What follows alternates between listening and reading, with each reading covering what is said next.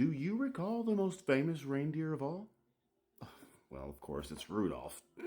Duh. Everybody knows Rudolph. But did you know the real story behind Rudolph the Red-Nosed Reindeer? Until recently, all I knew was the words of the song. Rudolph the red-nosed reindeer had a very shiny nose. But the other day, I happened to stumble across the history of our most beloved flying reindeer. You want to hear it? It's going to take a few minutes. So sit back, relax, grab some hot cocoa, and I'm going to tell you a story. It was January 1939. The Great Depression was going on and war was breaking out all over Europe. Needless to say, it wasn't the most festive of times, especially for a young writer named Robert L. May. You see, at the time, Robert was a copywriter at a department store called Montgomery Ward in Chicago. He was often seen as the life of the party, but in his private life, not so much, because he was buried in debt, as most Americans were at the time. It was the Great Depression. Professionally, he felt like a failure. Instead of writing the next great big American novel, he found himself writing in catalogs trying to make dress shirts sound exciting. Worst of all, his wife was dying of cancer, and he knew soon he was going to have to raise their only daughter by himself. So when he came to work one freezing January day, the last thing he was feeling was the holiday spirit. In fact, he came to work relieved seeing that they were taking down the holiday decorations. But any good writer is going to tell you, when everything seems at its lowest and our main character is down on his luck, that's when we're going to see an unexpected turn. So that day, his boss came up to him with an unusual request.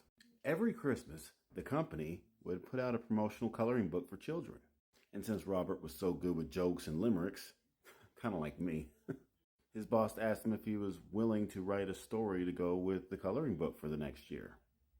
So writing something jolly and a way to sell more clothes was probably the very last thing that was on Robert's mind.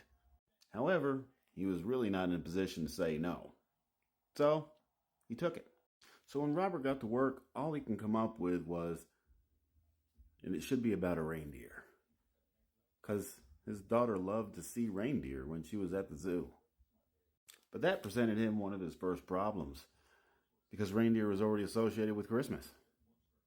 Ever since the poem A Visit from St. Nicholas, which was published in 1820, every child knew all the names to all the reindeer already.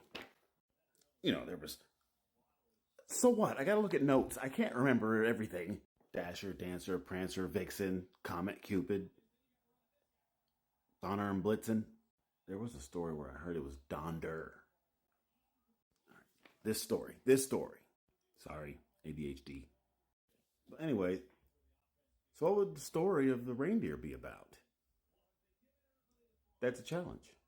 Then one day, I saw the fog over Lake Michigan. And that's when it hit him. How can Santa or his reindeer ever deliver packages in conditions like that? Did I say packages? I meant presents. Presents. This story, Santa, not UPS guy. That's why there's better creators out there than me. So Robert wrote down a list of names. There was Roddy, Rodney, and Roderick. He also tried Rudy, Romeo, and Roland. He eventually ended up with 3 finalists: Rollo, Reginald, and Rudolph. He selected the last one because it just rolled off the tongue so much easier. It'd be difficult to say, like, Reginald the Red-Nosed Reindeer? Or how about Ronaldo the Red-Nosed Reindeer? Meanwhile, his wife's sickness just worsened. And instead of running away from his grief, he'd drawn from it.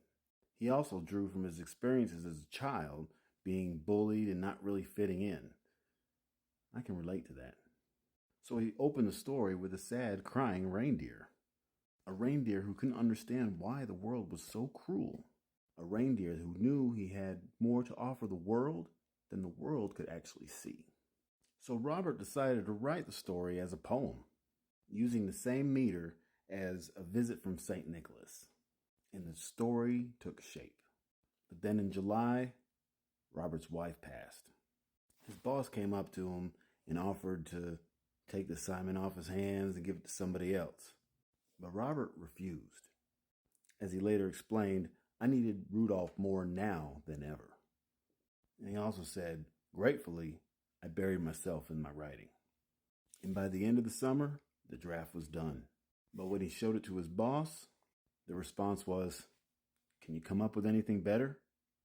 And that moment could have been the very end of Rudolph, if he hadn't received a somewhat different response from much more important critics.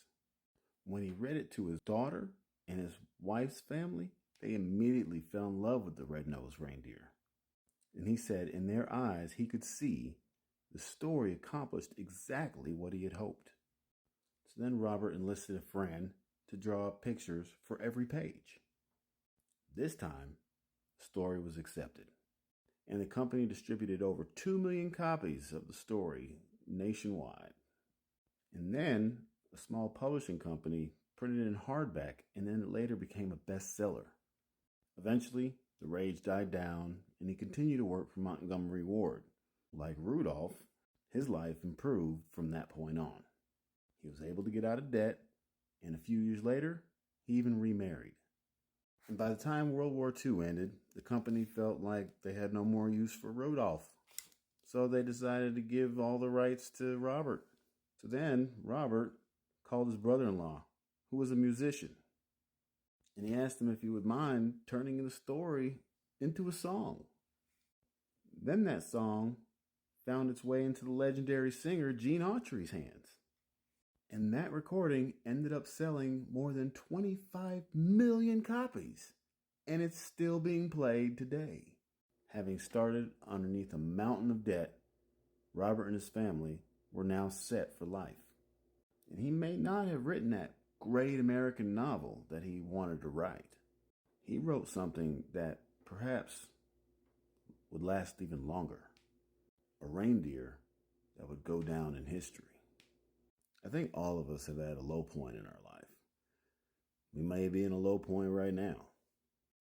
It's easy to be discouraged if you're not where you want to be, where you think you should be.